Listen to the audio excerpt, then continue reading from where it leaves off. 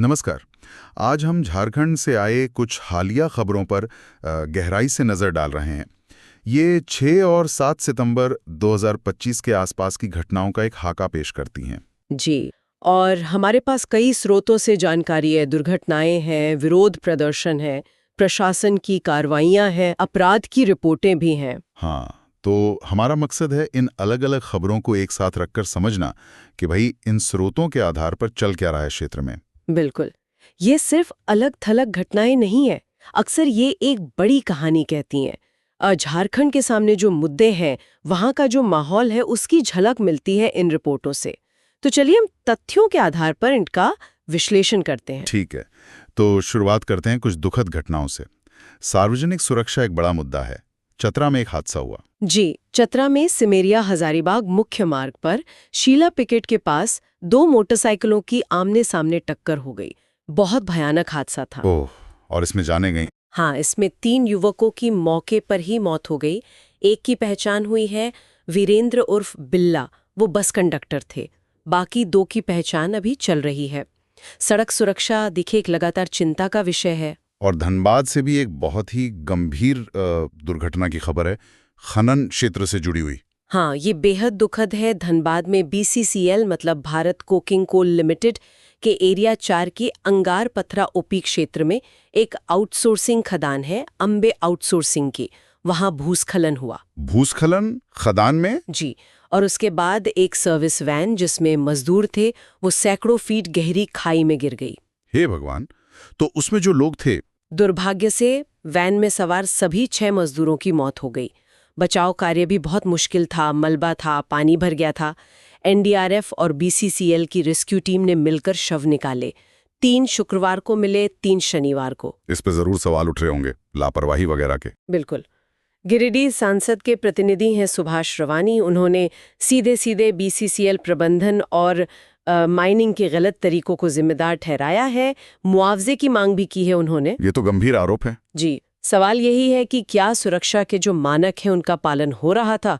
और इसी तरह की एक और घटना कतरास से है, वो भी धनबाद में ही है। हाँ, कतरास में क्या हुआ? वहां मुंडापट्टी इलाके में जमीन धंस गई अचानक से और दर्जनों घर ढह गए। करीब 12 मवेशी भी मर गए। लाखों का नुकसान हुआ है लोगों का। ओह। यहाँ भी वही सवाल, BCCL और आउटसोर्सिंग कंपनी। हाँ, यहाँ भी पीड़ित परिवारों और स्थानीय नेताओं जैसे झामुमो के जिला अध्यक्ष लकी सोरेन मौके पर गए। उन्होंने आउटसोर्सिंग कंपनी और BCCL प्रबंधन पर लापरवाही का आरोप लगाया है। पुनर्वास और मुआवजे की मांग कर रहे हैं वो। तो ये दोनों घटनाएं, मतलब भूस्खलन और जमीन धंसना, ये खनन क्षेत्रों में सुरक्षा और नियमों के पालन पर बहुत बड़े सवाल खड़े करती हैं। ये सिर्फ प्राकृतिक आपदा है या मानवीय चूक, यही बड़ा सवाल है।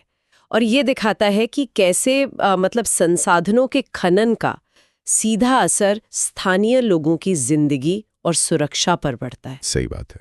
अच्छा, एक और दुखद खबर लातेहार से है, लेकिन वो अलग तरह की है। जी। लातेहार के महुआ डांड में वज्रपात हुआ, मतलब बिजली गिरी, और उसमें पूर्व राजद प्रखंड अध्यक्ष थे रामनाथ यादव। उनकी मौत हो गई। कैसे हुआ ये? वो बारिश से बचने के लिए अपनी पत्नी और एक किशोर के साथ एक पेड़ के नीचे खड़े थे और तभी बिजली गिरी। उनकी पत्नी और वो किशोर घायल है। ये हमें याद दिलाता है कि प्राकृतिक आपदाओं से बचाव के तरीके जानना कितना जरूरी है।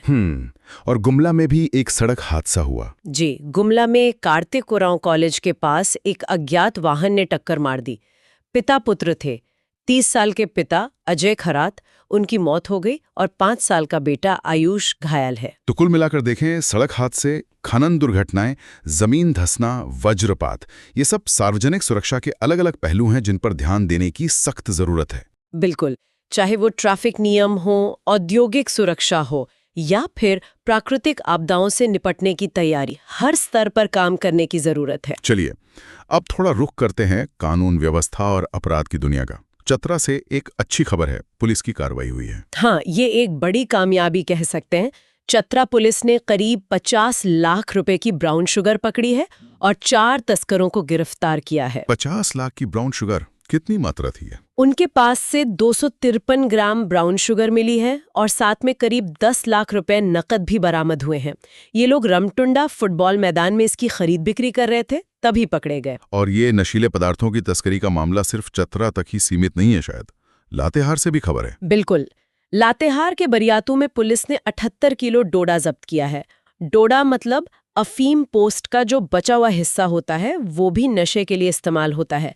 इसकी कीमत करीब 11.70 लाख रुपए बताई जा रही है। और इसमें भी गिरफ्तारियां हुई हैं? हाँ, 5 तस्कर गिरफ्तार हुए हैं।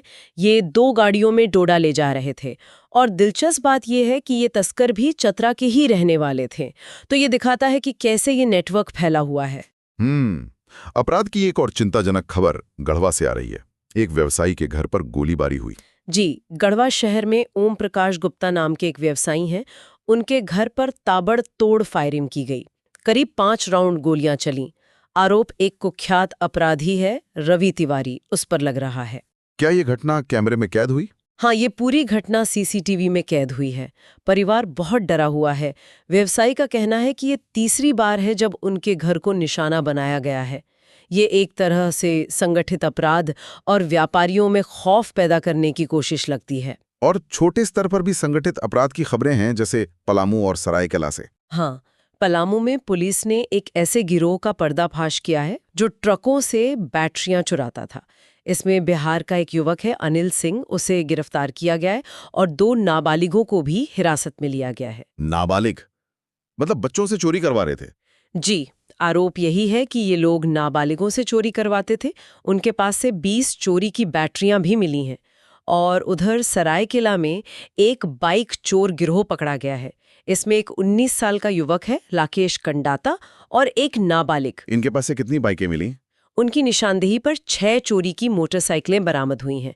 ये लोग अक्सर बैंक वगैरह के सामने से बाइक उठाते थे और फिर 10-15 हजार रुपए में बेच देते थे। ये तो हुए संगठित अपराध, लेकिन व्यक्तिगत रंजिश या कहें कि रिश्तों में हिंसा, इसकी गंभीर घटना है। गढ़वासी को और बहुत परेशान करने वाली खबर है। हाँ, ये बहुत ही दुखद और चौंकाने वाली घटना है। गढ़वा के परसाहा मोड़ के पास एक युवक और एक युवती के शव मिले हैं। युवक को गोली लगी थी और युवती के शरीर पर चाकू के कई निशान थे। ओह, हथियार भी मिले हैं मौके से? जी, घटनास्थल से पिस्तौल और चाकू भी बरामद हुआ है। मृतकों की पहचान हो गई है। पलामू जिले के रहने वाले थे सुमित कुमार और कृति कुमारी। कृति शादीशुदा थी। गांव वाले प्रेम प्रसंग की बात कर रहे हैं, लेकिन पुलिस अभी जांच कर रही है कि असल में हुआ क्या। और पाकोड़ में भी एक हत्या का मामला सुलझाया है ना? जी, करीब 19 दिन पहले एक युवती थी ललिता मरांडी, उसकी हत्या करके शव नहर में फेंक दिया गया था। पुलिस ने अब आरोपी को गिरफ्तार कर लिया है। वो उसका प्रेमी बताया जा रहा है, विजय हिमरम। वजह क्या बताई जा रही है हत्या की? जांच में ये बात सामने आई है कि ललिता ने विजय से शादी करने से इनकार कर दिया था। इसी बात पर गुस्सा होकर उसने कथित तौर पर हत्या कर दी। और गुमला से एक और बहुत ही विचलित करने वाली घटना है, एक नाबालिग लड़की के साथ। हाँ, ये बेहद गंभीर मामला है। 3 युवकों ने एक 15 साल की किशोरी को जबरदस्ती ऑटो में बैठा लिया और उसके साथ छेड़छाड़ करने लगे। फिर क्या हुआ? जब लड़की ने विरोध किया, चिल्लाई, ऑटो रोकने को कहा, तो वो नहीं माने। वो इतनी परेशान हो गई कि उसने चलती ऑटो से छलांग लगा दी। हाँ, चलती ऑटो से। उसे चोटें आई होंगी। हाँ, उसे गंभीर चोटें आई हैं। उसका इलाज चल रहा है। अच्छी बात यह है कि पुलिस ने फौरन कार्रवाई की और तीनों आरोपियों को गिरफ्तार कर लिया है। तो ये सारी घटनाएं अगर देखें, नशा तस्करी, चोरी, व्यापारियों पर हमले, हत्याएं, महिलाओं के खिलाफ हिंसा, ये राज्य में कानून व्यवस्था के सामने जो चुनौतियां हैं उसकी एक बहुत ही जटिल तस्वीर पेश करती हैं। निश्चित रूप से इसमें संगठित अपराध के नेटवर्क भी हैं, व्यक्तिगत विवाद भी हैं और सामाजिक मुद्दे भी हैं जिनसे हिंसा पनप रही है। प्रशासन के लिए ये लगातार एक बड़ी चुनौती बनी हुई है। चलिए अब जरा सामाजिक और राजनीतिक हलचलों की तरफ बढ़ते हैं। दिल्ली में एक बड़ा प्रदर्शन हुआ है कुर्मी समुदाय का। हाँ, दिल्ली के जंतर मंतर पर कुर्मी महतो समाज ने एक बड़ा धरना प्रदर्शन किया। उनकी 2 मुख्य मांगे हैं। क्या मांगे उन? पहली मांग है कि कुर्मी या कुर्मी जनजाति को अनुसूचित जनजाति यानी ST लिस्ट में शामिल किया जाए। और दूसरी मांग है कि उनकी भाषा कुड़माली को संविधान की 8वीं अनुसूची में जगह दी जाए। इस प्रदर्शन में काफी लोग शामिल हुए थे। कहाँ से? जी, इसमें झारखंड, बंगाल और ओडिशा से हजारों लोग आए थे। उन्होंने अपनी पारंपरिक वेशभूषा पहनी थी। पारंपरिक नृत्य जैसे छौ, झूमर, पाइका का प्रदर्शन भी किया। एक तरफ अपनी सांस्कृतिक पहचान भी वो जाहिर कर रहे थे। और उन्होंने सरकार को कोई चेतावनी वगैरह भी दी है? हाँ, उन्होंने केंद्र सरकार को चेतावनी दी है कि अगर उनकी मांगे जल्दी पूरी नहीं हुई तो वो झारखंड में आर्थिक नाकेबंदी कर सकते हैं। यहाँ तक कि खनिज आपूर्ति रोकने जैसा बड़ा आंदोलन भी कर सकते हैं। आर्थिक नाकेबंदी और खनिज आपूर्ति रोकना, ये तो बहुत बड़ा कदम होगा। जी बिल्कुल। उन्होंने सभी राजनीतिक दलों से भी अपील की है कि वो उनकी मांगों का समर्थन करें। यहाँ ये साफ कर देना जरूरी है कि हम सिर्फ वो ही बता रहे हैं जो स्रोतों में प्रदर्शनकारियों की मांगों और चेतावनियों के बारे में कहा गया है। हम किसी भी दृष्टिकोण का समर्थन नहीं कर रहे हैं। हाँ, ये जरूरी है। ये एक महत्वपूर्ण सामाजिक आंदोलन है जो पहचान, आरक्षण और भाषा से जुड़ा है। अच्छा, उधर झारखंड की अपनी राजनीति में एक एनकाउंटर को लेकर भी काफी गर्मी है। जी, पूर्व मुख्यमंत्री और अब भाजपा नेता चंपाई सोरेन ने एक एनकाउंटर हुआ था सूरजा हांसदा का, उस पर राज्य की मौजूदा हेमंत सोरेन सरकार पर गंभीर सवाल उठाए हैं। उन्होंने सीबीआई जांच की मांग की है। सूरजा हंसदा कौन था और चंपाई सोरेन का क्या कहना है? चंपाई सोरेन का दावा है कि सूरजा हांसदा कोई अपराधी नहीं था, बल्कि एक सामाजिक कार्यकर्ता था। वो स्कूल चलाता था और अपने इलाके में, मतलब साहिबगंज तरफ, अवैध पत्थर खनन के खिलाफ आवाज उठाता था। तो फिर एनकाउंटर कैसे हुआ? चंपाई सोरेन का कहना है कि सूरजा पर कुछ मामले दर्ज थे, लेकिन कई में वो बरी हो चुका था या फिर केस चल रहे थे। उनका आरोप है कि शायद अवैध खनन के खिलाफ बोलने की वजह से ही उसे पुलिस ने फर्जी एनकाउंटर में मार दिया। ये तो बहुत ही गंभीर आरोप है राज्य सरकार और पुलिस पर। बिल्कुल। और यहाँ भी हम स्पष्ट कर दें कि हम केवल चंपाई सोरेन द्वारा स्रोत में दिए गए बयान और आरोपों को रिपोर्ट कर रहे हैं। इस एनकाउंटर की सच्चाई क्या है या इन दावों में कितना दम है, इस पर हम कोई फैसला नहीं सुना रहे। ये एक राजनीतिक मामला बन गया है और जांच की मांग उठ रही है। ठीक है। अच्छा, राजनीतिक गलियारों में एक उपचुनाव की भी सुगबुगाहट है घाटशिला में। हाँ, घाटशिला विधानसभा सीट खाली हुई है पूर्व मंत्री रामदास सोरेन के निधन की वजह से। अब नियम के मुताबिक 6 महीने के अंदर वहां उपचुनाव होना है। तो कौन उम्मीदवार हो सकते हैं? अटकलें लगाई जा रही हैं।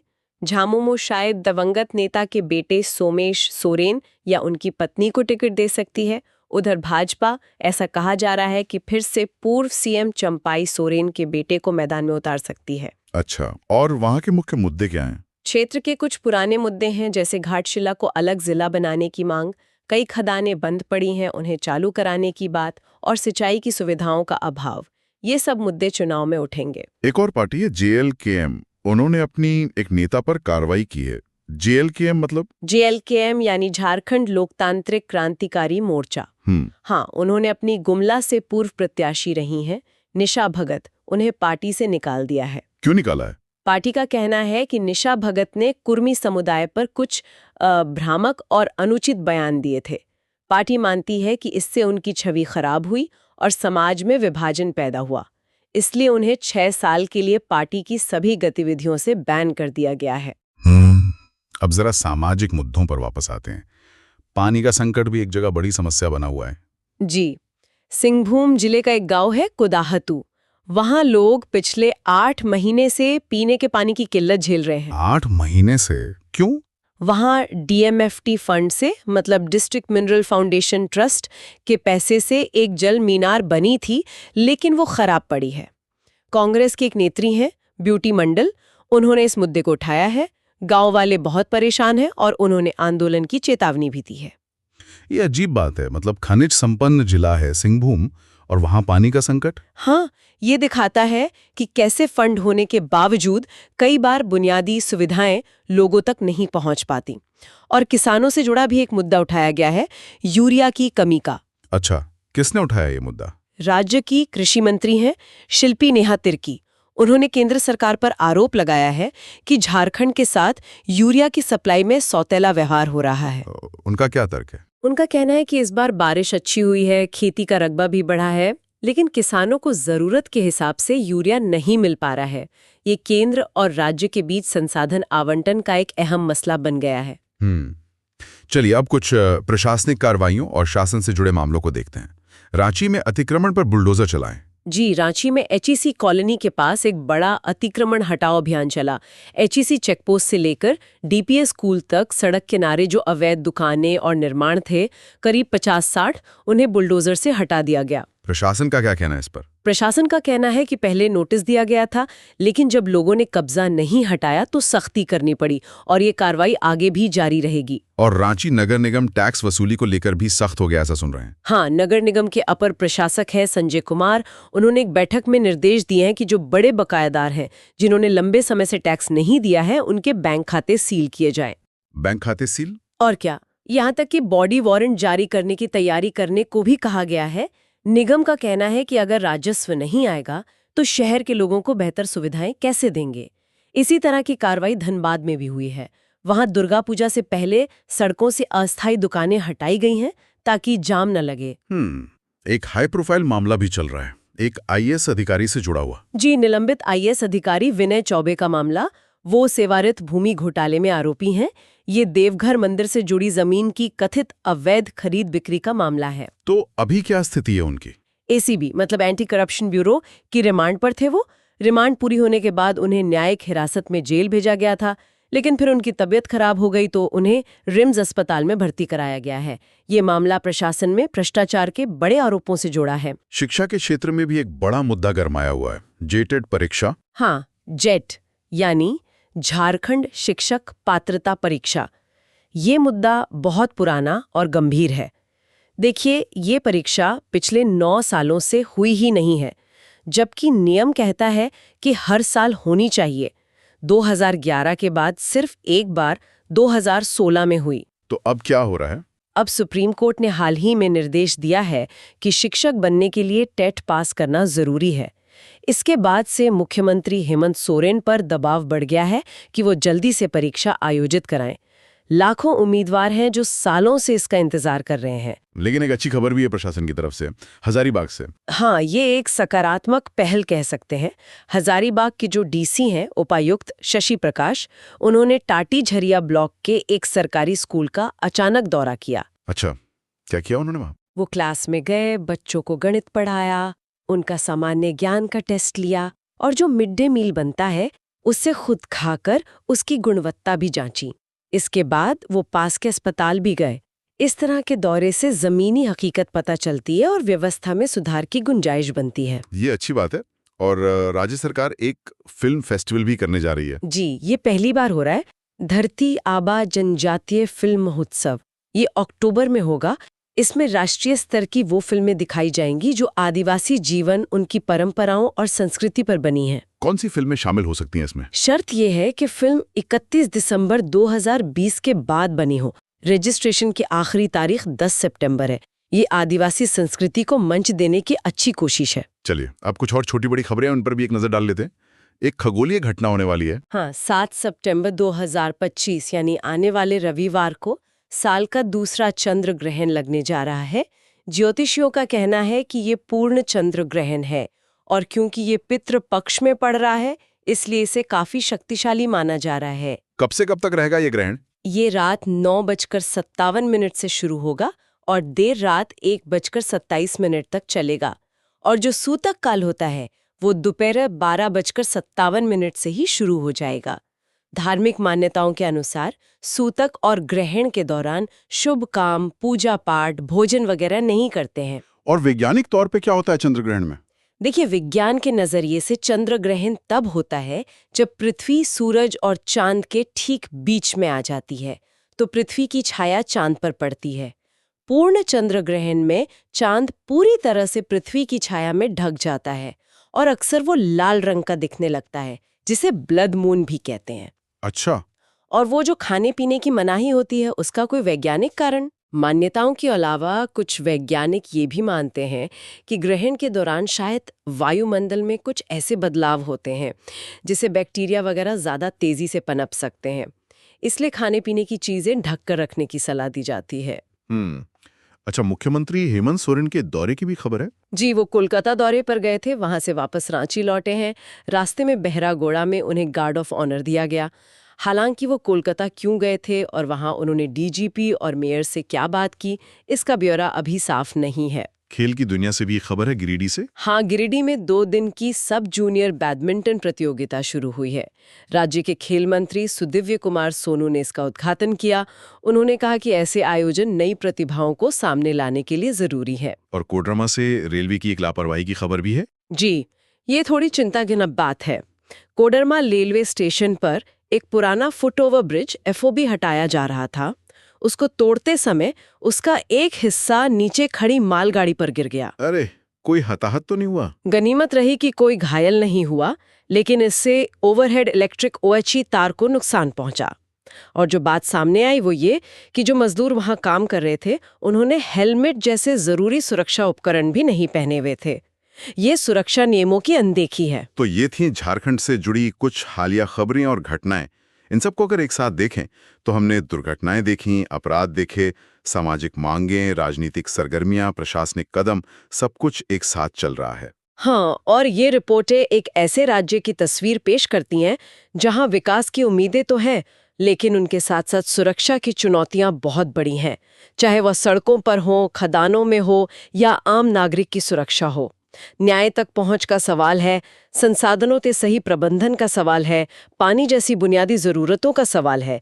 ये सब बड़े मुद्दे बने हुए हैं। बिल्कुल, जैसे कुर्मी समुदाय का प्रदर्शन अपनी पहचान और हक के लिए, सूरजा हांसदा एनकाउंटर पर उठते गंभीर सवाल, खनन क्षेत्र में बार बार होती त्रासदियां और JTET परीक्षा का वो लंबा इंतजार जो लाखों युवाओं के भविष्य से जुड़ा है, ये सब बहुत गहरे मुद्दों की तरफ इशारा करते हैं। और इन सभी स्रोतों को मिलाकर देखें तो एक बात और उभरती है, कैसे जमीन, खनिज, पानी जैसे जो प्राकृतिक संसाधन हैं, उनका प्रबंधन, शासन का तरीका, सार्वजनिक सुरक्षा और लोगों के सामाजिक आंदोलन, ये सब आपस में बहुत गहरे जुड़े हुए हैं। हाँ, ये कनेक्शन दिखता है। जैसे धनबाद की खनन दुर्घटनाएं हों या कुदाहातू गांव का पानी संकट हो या फिर अवैध खनन के खिलाफ उठने वाली आवाजें हों। बिल्कुल, ये सब उसी बड़ी तस्वीर का हिस्सा लगते हैं।